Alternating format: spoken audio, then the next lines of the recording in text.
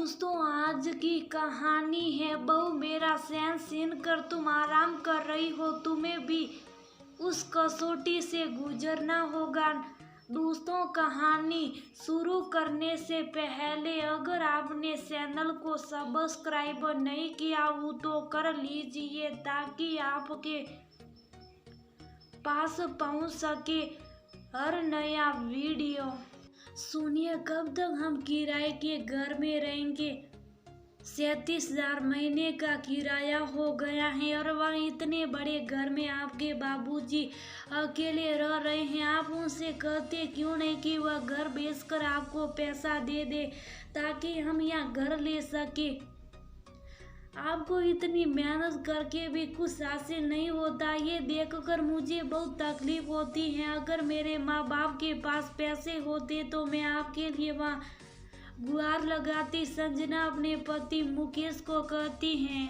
मुकेश बोला, जितना तुम मेरे दर्द को महसूस करती हो काश कि मेरे घर वाले भी कर पाते।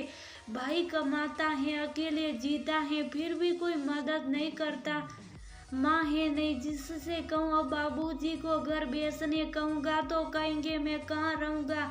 तुम ही बताओ मैं क्या करूँ। संजना की खुरापाती दिमाग में कुछ तो चल रहा था। वह बोली, बाद की बात बाद में देखेंगे, पहले एक अच्छे घर की व्यवस्था तो करो।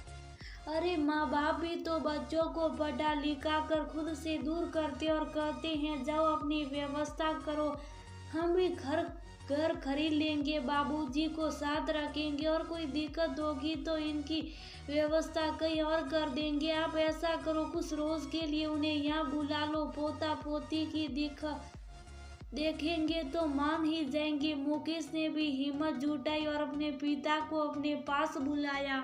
संजना जानबूझकर किशोरी लाल जी के सामने अपने बच्चों को कहती, बेटा मकान का किराया, बिजली बिल और तुम लोगों की पढ़ाई पर इतना खर्चा हो रहा है कि त्योहारों पर तुम्हारे लिए कपड़े नहीं खरीद पाएंगे। बच्चे जब कुछ बोलते तो संजना उन्हें इशारे से शुभ कर देती। ये सब देखकर किशोरी लाल जी बड़े दुखी होते। एक रोज सब बैठे थे तो मुकेश बोला, पापा आपसे एक मशवरा करना चाहता हूँ। 2 बेडरूम का ये घर बहुत महंगा पड़ रहा है, सोच रहा हूँ ये घर ले लेता हूँ, दोस्तों से कर्जा ले लूंगा क्योंकि इस तरह से जीना तो बहुत मुश्किल हो रहा। ना अपने शौक पूरे कर पाता हूँ ना बच्चों की जरूरत, ऐसा भी जीना कोई जीना होता है। फिर आपकी बहू ने कहा कि आपसे राय मशवरा करो, आप भी बताइए मुझे क्या करना चाहिए।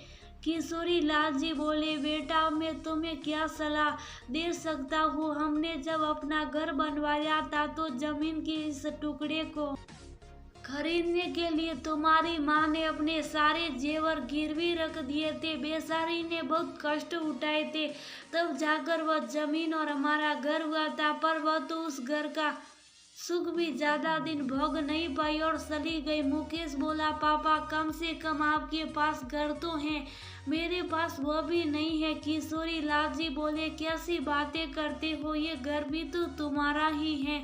मुकेश बोला, पापा अगर मैं लोन लेता हूँ तो इस घर के प्रॉपर्टी पेपर दिखाऊंगा तभी मिल पाएगा। दोस्तों से भी कर्जा लिया हूँ, धीरे धीरे उनका भी चुका दूंगा।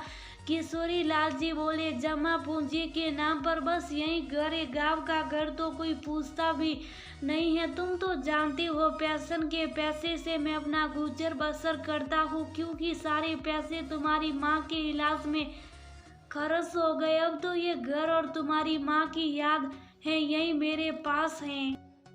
मुकेश बोला, अब आप ही बताइए मैं कौन सी प्रॉपर्टी उन्हें दिखा सकता हूँ। इस तरह तो मैं जीवन भर किराएदार बनकर रह जाऊंगा। छोड़िए अब क्या कर सकते, पिता का दिल तो बड़ा होता ही है। वह बेचारे बोले, बेटा अगर इस घर के कागजात दिखाकर लोन मिल जाता तो ले लो।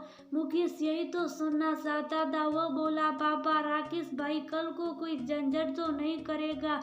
पिता बोले, इन जिम्मेदारियों से दूर रहने के कारण उसने शादी नहीं की, मुझे तो उसकी भी चिंता खाई जाती है। पिता ने अपना विशाल हदिया करते हुए बेटे को घर के कागजात दे दिए। मुकेश बोला, पापा विश्वास रखिए ये घर हम बेचेंगे नहीं और आप अब हमारे साथ रहेंगे, बस इसके नाम पर कुछ लोन ले लेंगे। उसने पिता को आधा सच बताया। पत्नी बोली, वहाँ के घर में कौन जाएगा रहने, देवर जी कभी आएंगे नहीं, आप इस घर को बेच दो। मुकेश ने अच्छे दाम पर उस पुश्तैनी मकान को बेच दिया। किशोरी लाल जी ये सोचकर खुश थे कि अब वो उस पर अकेले नहीं, बेटे बहू के साथ यहाँ रहेंगे।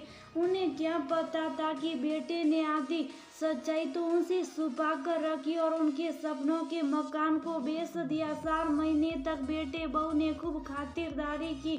धीरे धीरे समय बीतने लगा। उसके बाद दवाइयों का खर्चा वो ने बंद कर दिया तो किशोरी लाल जी किसी तरह अपने पैशन के पैसों से अपनी दवाइयों का खर्चा उठाते थे। एक रोज संजना के घर पर कुछ मेहमान आने वाले थे। संजना ने किशोरी लाल जी से कहा, बाबूजी गर्मी का दिन है, गाँव में तो आप कभी कभी खुले में भी सोते होंगे, क्या यहाँ 2-4 दिन के लिए आपका बिस्तर छत पर लगा दूं? हमारे घर में कुछ मेहमान आने वाले। किशोरी लाल जी मुस्कुराकर बोले, हाँ बहुत 2-4 दिन में कोई दिक्कत नहीं होगी। करीब 3 दिन बाद मेहमान चले गए और किशोरी लाल जी की ठंड की वजह से तबीयत बिगड़ने लगी तो संजना से बोले, बहू अब मैं छत पर नहीं सो पाऊंगा, उसकी वजह से मेरी तबीयत बिखर रही है। संजना बोली, देखिए ना बाबूजी, बच्चों को पढ़ने के लिए कोई जगह नहीं मिल रही थी तो जिस कमरे में आप सोते थे बच्चों ने जिद की उस कमरे को स्टडी रूम बना दे। किशोरी लाल हंसने लगे, बोले, बच्चों के भविष्य के लिए माता पिता को बहुत कष्ट उठाने पड़ते, ऐसा करो मेरा बिस्तर हॉल में लगा दो, मैं वहीं सो जाऊंगा। महीनों ऐसा ही चलता रहा। एक रोज मुकेश बोला, संजना बाबूजी को हॉल से हटाकर कहीं और शिफ्ट करो, इतना सुंदर घर लिया है और तुमने यही उनका खटिया लगा दिया, लोग देखेंगे तो क्या कहेंगे? संजना बोली, महंगाई के जमाने में 3 रूम का घर भी छोटा पड़ता, अब हॉल से निकाल कर बाबूजी को कहाँ शिफ्ट करूं? धीरे धीरे खाने पीने पर भी आफत आ गई थी। किशोरी लाल जी को शुगर की प्रॉब्लम थी। आए दिन संजना उन्हें आलू की सब्जी और चावल दे देती थी। जब वह कहती तो वह 4 बातें सुनाती। धीरे धीरे किशोरी लाल जी का वहाँ से मन दुखी होने लगा था। एक रोज बेटे से बोले, मुकेश मुझे लगता है मैं इस शहर में नहीं रह पाऊंगा, ऐसा करता हूँ मैं घर वापस चला जाता हूँ। माँ मुझे वहाँ भी कोई दिक्कत नहीं होती, घर की चाबी मुझे दे दो। संजना मुकेश की तरफ देखने लगी। मुकेश बोला, बाबूजी वह घर अब हमारा कहाँ रहा? किशोरी लाल जी अपने बेटे की तरफ आरसे से देखने लगे। मुकेश बोला, पिछले 1 साल से जो आप इतने बड़े आलीशान घर में रह रहे, ये घर पुराने घर को बेच कर के ही तो खरीदा। किशोरी लाल जी बोले, ये तुमने क्या अनर्थ कर दिया? तुमने तो कहा था उस घर के कागजात दिखाकर तुम बैंक से लोन लोगे। मुकेश बोला, बाबूजी आप एक अकेले इंसान इतने बड़े घर को रख कर क्या करते, और आज न कल वो घर तो हमारा ही होना था। पिता बोले, फिर मैं कहाँ जाऊंगा रहने के लिए? तुम्हारे घर में तो मेरे लिए जगह ही नहीं है, कभी कमरे में, कभी छत पर तो कभी बरामदे में। क्या मैं इसी तरह यहाँ से वहाँ भटकता रहूंगा? संजना बोली, बाबूजी थोड़ा बहुत एड्रेस करना सीखिए। शहर में थोड़ी दूर पर एक वृद्धाश्रम है, मैंने आपके लिए वहाँ पहले ही बात करके रखी है। आपके खाने रहने की सारी व्यवस्था वहाँ हो जाएगी और कल इनकी छुट्टी है, ये आपको वहाँ छोड़कर आएंगे। किशोरी लाल जी बोले, बहू जो तुमने मेरे साथ किया, आज न कल उस कटौती से तुम दोनों को भी गुजरना होगा। तुम लोगों ने धोखे से मेरे घर को बेच दिया। तुम भूल गए कि उस संपत्ति में तुम्हारे देवर का भी हिस्सा था। संजना बोली, उनके तो ना आगे ना कोई पीछे है, वह संपत्ति लेकर करेंगे क्या? और आप क्या है, ये घर अपने साथ यमलोक ले जाते। पिछले 1 साल से हम आपको यहाँ रखे, ये आपको याद नहीं है? किशोरी लाल जी बेटे की तरफ देखे और बोले, ये तो पराई है, तुम तो मेरा खून थे, तुमने भी मेरा साथ दगा किया, अब तो तुम्हारे लिए आशीर्वाद भी नहीं निकलता। बस ये याद रखना, जो तुम दोनों ने किया उसका फल तुम्हें ईश्वर जरूर देगा, और उस रोज तुम्हें एहसास होगा कि अपनी बाप को दगा देने का क्या नतीजा होता। किशोरी लाल जी ने अपने पुराने मित्र मनोहर बाबू को फोन किया और सारी घटना बताई। मनोहर बाबू बोले, आप गांव हमारे पास आ जाओ, हम आपके पुराने मकान को रहने लायक बना देते, यहाँ हर चीज की व्यवस्था जाएगी और आप शांति से रह सकोगी। 4 लोग मिलेंगे तो एक दूसरे के दर्द को हम बांट ही लेंगे। किशोरी लाल जी को उनका सुझाव पसंद आया और अपने 2 कपड़े लेकर अपने बेटे से सारे रिश्ते खत्म करके वह गांव चले गए। दूसरे बेटे को जब ये बात पता चली, उसने भी पिता को 4 बातें सुनाई और अपने भाई पर केस करने को कहा। किशोरी लाल जी बोले, अब मुझे पैसे और संपत्ति का कोई मोह नहीं है, तुम्हें अगर हिस्सा चाहिए तो तुम दोनों लड़ते रहो, पर मुझे इन सब चीजों से दूर रखो, क्योंकि मैं अब तुम लोगों से कोई रिश्ता नहीं रखना चाहता। बेचारे किशोरी लाल जी गाँव वालों की मदद से अपने टूटे फूटे घर को ठीक करवाया, पेंशन के पैसों से अपनी जीविका चलाते और आसपास के बच्चों को पढ़ाते। तो उनकी माताएं 2 वक्त का खाने के साथ प्रेम और सम्मान उन्हें भेंट करती। अब उन्हें लगता है कि जिस पैसे के पीछे लोग शहर में इतना भाग रहे, उसको पाने के कारण अपने रिश्ते की गरिमा को तार तार करे, आखिर उन्हें सुख तो प्राप्त होता ही नहीं है।